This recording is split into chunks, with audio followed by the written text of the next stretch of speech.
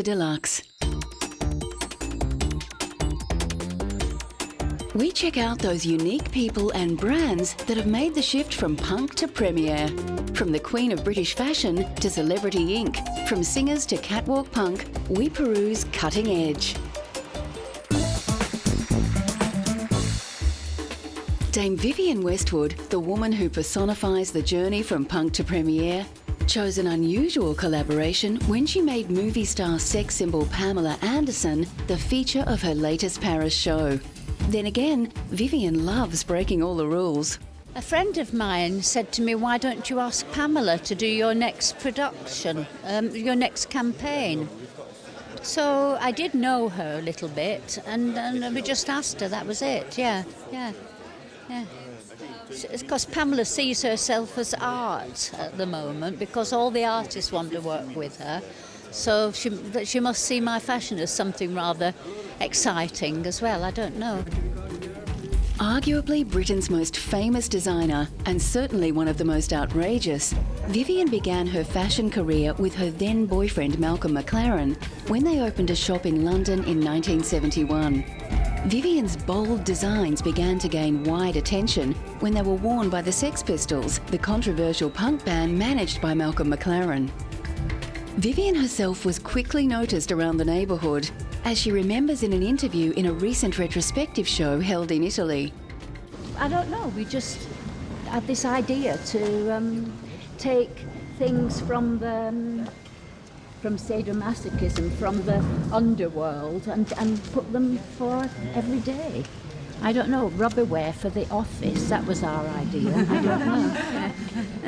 Anyway, and yes, I used to stop the traffic when I used to walk down the street in rubber negligees and fishnet tights, because everybody else was dressed like hippies and it looked really good.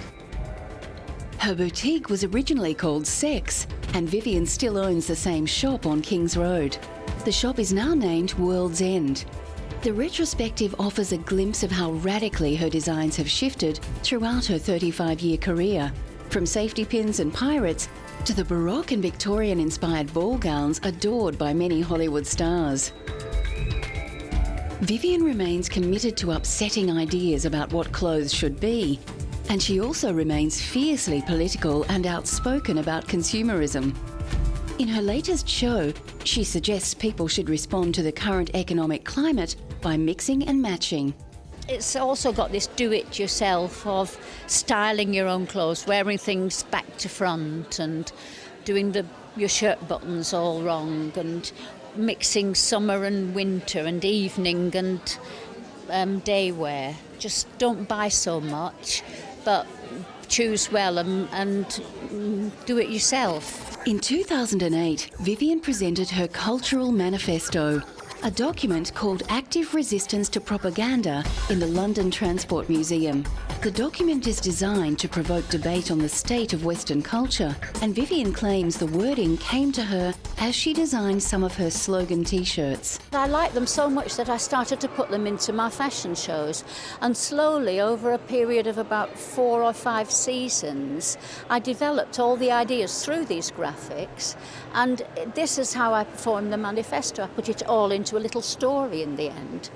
And I thought I have to put it all together as a manifesto, and that's what I did. It came through my work in fashion. As always, Vivienne does not shy away from being provocative. She claims that the very consumers who have made her a wealthy woman are morally bankrupt. It makes the claim that culture is the antidote to propaganda, that we're all trained up to be consumers, and propaganda, the 3 constituents of it are organised lying, nationalism and non-stop distraction, and the most effectively dangerous is non-stop distraction.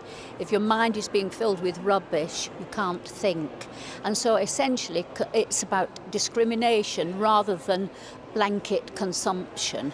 And it's like we're not machines, we're much more spiritual. Anyway, it really is about get a life. At London Fashion Week 2009, Vivienne showed once again she is the queen of couture when she launched her Red Label collection. This time, the naughty schoolgirls of St Trinian's were the designer's inspiration. Vivian also mentioned that her 11-year-old granddaughter Cora Correa was her muse. The rich brick colour of the school was one inspiration for the palette of the collection. Vivian herself was pleased with the final results. What I find so great about doing a fashion show is that the whole is better than the sum of the parts. They do take on a life, you know, when you're lucky and it works. And you do an awful lot of it in the air, you see. It's in your own head, most of it, to start with. And when you see it happening, it changes sometimes, but it's always better, not worse. Whatever the inspiration, the crowds poured in, and many were clearly excited about seeing what the controversial designer had in store for them. She's so style orientated. It's not about following seasons and, you know, current trends. She just is who she is, and she's the great dame of British fashion. Vivian continues to work hands-on as a designer. She has also forged some fascinating collaborations, including one with the famous knitwear label Walford, hats for Golden Label and Man, and in 2003, the Wedgwood Pottery Company released a series of tea sets featuring her designs. One of her wedding gowns was also the central gown in the 2008 film Sex in the City, although Vivian herself walked out on the London premiere, claiming the clothing worn by the girls was frumpy and boring. Certainly the public at this show were not disappointed in the creativity and invention evident on the catwalk. It's anarchic, it's anti-establishment, it's different, it sticks two fingers in the air to everything else, and it's kind of political. The performers who have been influenced by punk rock are too many to mention, but Avril Lavigne recently punked up Shanghai with her first ever Chinese concert. Wild Child Avril herself debates whether she is a punk, but her fusion of rock and punk has hit a chord with many fans who waited a long time for her third album. Yeah, basically it has been about 3 or 3.5 years since my last record came out, and I've, I don't know, I hadn't taken a break ever since my first record came out. Like, I hadn't even taken a month off, like maybe 2 weeks at the most, so with all the traveling and stuff, I just wanted to kind of take a break and live my life for a bit, and just worked on a couple movies, got married, and then I went into the studio, and, you know, because I write my songs, it takes much longer for me to work on my album. And then I took my time with the album. I didn't want to rush it out. I wanted to make sure that it was really good. That was important for me. In 2006, Canadian Business Magazine listed Avril as the 7th most powerful Canadian in Hollywood at 22 years old. Her debut album called Let Go sold almost 17 million copies, and her second and third albums reached #1 in the United States.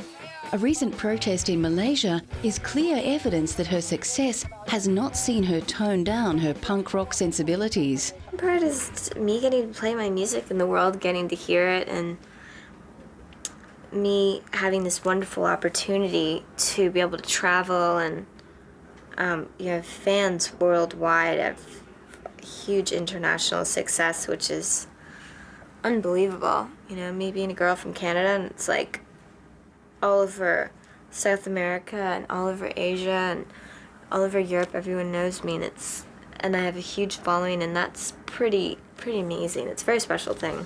Coming up, the Gothic star who is venturing into film, and punk fashion revisited. American goth superstar Marilyn Manson has never been accused of being a shrinking violet. Goth is a dark offshoot of punk music, and Marilyn has translated the traditional punk desire for anarchy and rebellion into millions of dollars in record sales. But he refuses to limit his creativity to the music world. Born Brian Hugh Warner, Marilyn took his name partly from the screen actress Marilyn Monroe and partly from the murderer Charles Manson. Here, the American singer, actor and poet steps into the world of fine art at the opening of his own art gallery in Los Angeles. His painting is just as dark and complicated as his music, and not for all tastes. but Marilyn is happy to let his work remain outside the mainstream. Because I never really intended to try and sell my paintings. So when I've actually had a difficulty parting with them, you know, oftentimes you get, when you have other, you know, corporations involved with record companies and things like that, they really often hold you back from doing what you like to do. The gallery is called the Celebritarian Corporation Gallery of Fine Art, and prices for Marilyn's pictures range from $8,000 to $35,000 US. His equally famous wife of the time, burlesque artist Dita Von Teese, was clearly inspiration for some of the less obscure creations. Marilyn also intends to curate shows from other artists.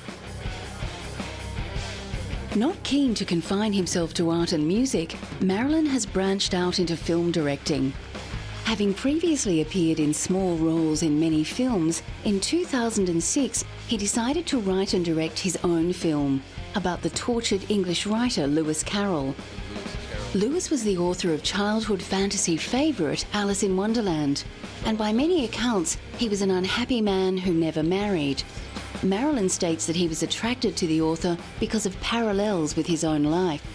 Marilyn himself is slated to play Lewis Carroll, and model Lily Cole is to play Alice, the young girl whom Lewis based Alice in Wonderland on.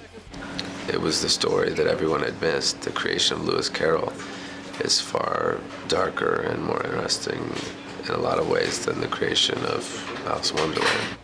Phantasmagoria, The Visions of Lewis Carroll, is a horror film, and Marilyn is keen to upset expectations about what a horror film is.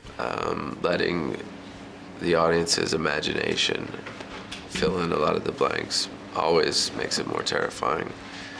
So it's a lot like this, a lot like his writing, you know. Everybody reads it and gets something different out of it. Rising star Lily Cole was persuaded to work on the film because of the unusual approach that Marilyn is taking. The arty, kind of intellectual approach to horror, as opposed to just trying to just cheap horror, I guess, or commercial horror. Marilyn's favourite designer brought his unique punk-flavoured vision to the catwalk in London in 2008, when he presented a fantasy collection based on The Wizard of Oz. Gareth Pugh began work as a costume designer for the English National Youth Theatre when he was only 14 years old, and his designs remain theatrical and dramatic. His first solo premiere was in London's Fall 2006 Fashion Week, and his strange creations attracted instant critical praise. Anna Wintour, the highly influential editor-in-chief of American Vogue, is one of his most powerful supporters, and his designs are now worn by such high-profile figures as Kylie Minogue. In this show, his Dorothy from Oz is a little more threatening than the usual girlish character. Well, it's very abstract, the reference. Basically, I don't know, it's kind of like as if Dorothy went back to Oz and kind of killed all the monkeys and the Wicked Witch, and she's like kind of, I don't know, it was Dorothy versus Predator, basically, in a nutshell. So it was kind of Dorothy as kind of a very statuesque, warrior-esque kind of barbarian. Gareth's inventiveness and technical genius can be glimpsed in the boxy sculptural shapes that feature on many of the garments. Applique thing that we did in the collection we've done before, but we've never been able to actually play around with it's the shape of the applique that dictates the pattern of the garment. So it's like there's no kind of, it's not like an arm pattern, it's made out of triangles. So it's kind of quite a mathematical like nightmare trying to work out the pattern for the arm or a jacket, but kind of like, you know, once you get it, it's nice. But yeah, I've always wanted to play around with that, and we had a chance this time. The young British designer is clearly one to keep an eye on, and he is one of a number of designers who continue to bring the punk ethos into high-end premiere fashion. The night show in the Berlin Fashion Show in the same year featured some premier punk-inspired labels. Agent Provocateur is a cultish lingerie label run by Vivienne Westwood's son, Joseph Corey, and his wife, Serena Rees. Joseph was famously awarded the MBE for services to fashion in 2007, but he rejected the honour due to British involvement in Iraq. Agent Provocateur inspiration ranges from bondage to fantasy wear, and the label also produced its own perfume in 2006. When Kylie Minogue wore Agent Provocateur in one of her more risque music videos, the label went through the roof in popularity. Other famous women who lay claim to wearing the sexy brand include Nicole Kidman, Paris Hilton, and Kate Moss. Ed Hardy is an American-based label based on the tattoo designs of renowned American tattoo artist Don Ed Hardy. Don had published a number of books celebrating old-style tattoos, work that he had learnt from years in the trade, and working alongside such tattoo luminaries as sailor Jerry Collins. Originally, the artist was approached by an American label who wanted to use his designs for T-shirts. Then in 2004, Christian Audigier, the French designer and entrepreneur behind the label Von Dutch, bought the rights to Don's tattoo work to use for the high-end Ed Hardy label.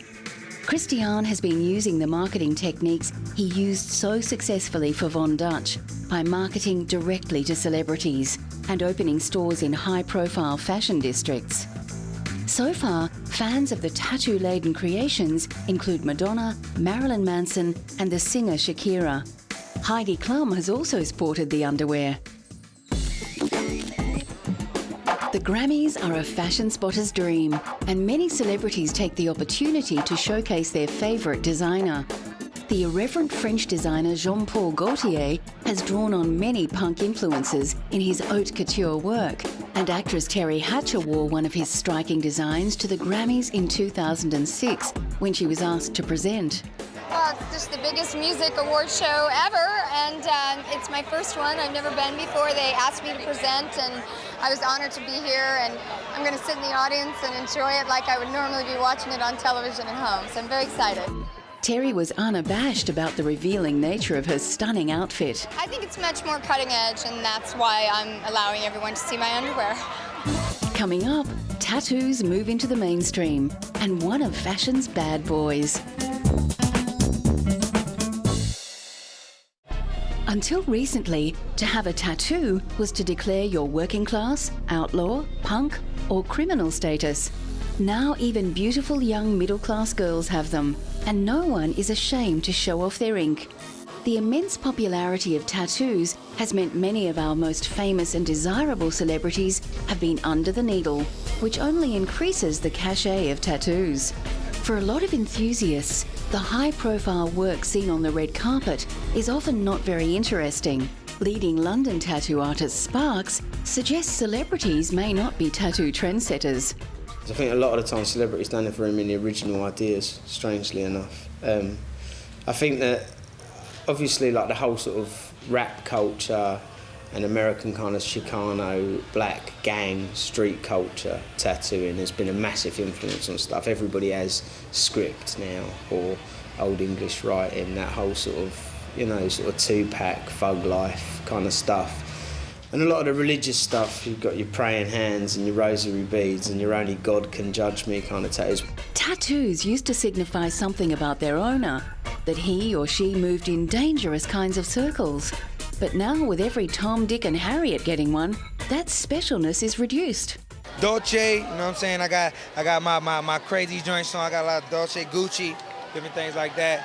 My jeweler hit me up, you know what I'm saying? And some tats, you know. You always got to wear some tats. They permanent though, so not really a designer.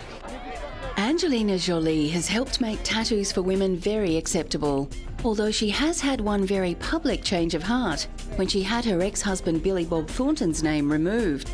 Angelina is not the only high-profile beauty to be bitten more than once by the tattoo bug. When I got my first tattoo, I swore that would be the last one, but I pretty much got four others in the year after that. But now I have 7 tattoos, and I think I'm done now because I'm getting bored of them. Fans not only copy the tattoo of their favourite star, they can also get tattoos which connect them perhaps more intimately to the celebrity they feel speaks for them.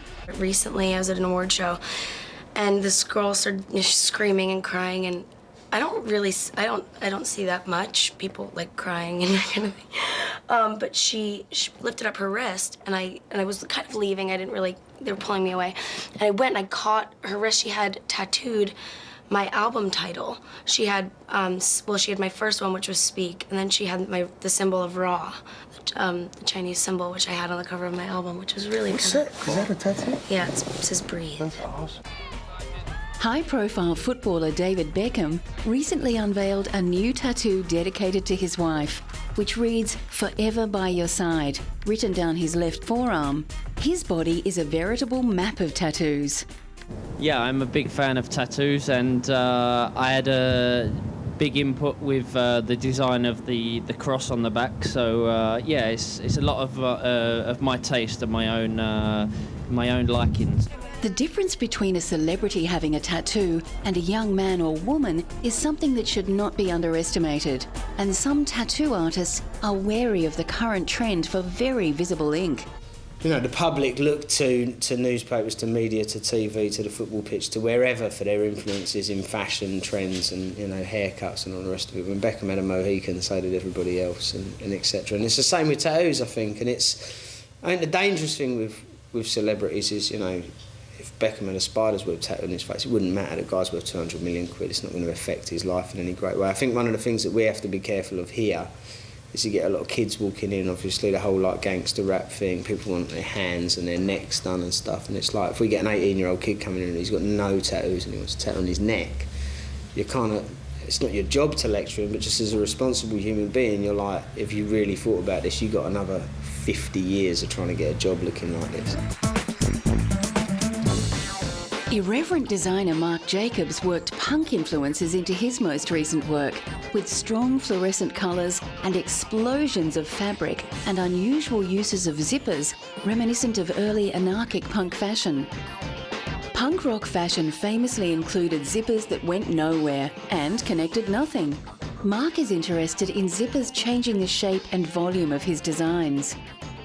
Zippers, again, was a ways to, I mean, these were all devices that we decided to use to engage, to reduce volume or to enlarge volume. So, you know, it's an opening. So when something opens, it grows, and when you bring it in, it closes and gets tighter. So zipper is the perfect invention for that.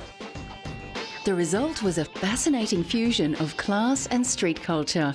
It really was. You know, as I was watching, I was thinking, you know, if Sheena E., Grace Jones, and Jackie O were one person and they were doing a shoot for Playboy, that's who that would be. That was that woman. T-shirts for sale in Marc Jacobs' recently opened flagship store in Hong Kong certainly reflect the punk ethos of homemade and experimentation. Designing a t-shirt is great fun. I stay at home and it takes me about 3 days to produce 12 pieces. I use various materials like colourful plastic stripes or fabrics and buttons that I collect. I just have to sew them on the t-shirt. So I think that's quite an interesting job. I mean, the do-it-yourself aspect of it.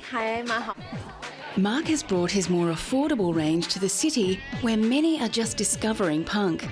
But in his bright designs and colours, his patrons can glimpse the circular route of fashion, which traces right back to the outrageous punk strutting London streets more than 30 years ago. In the world of premier fashion and culture, everything old is always new.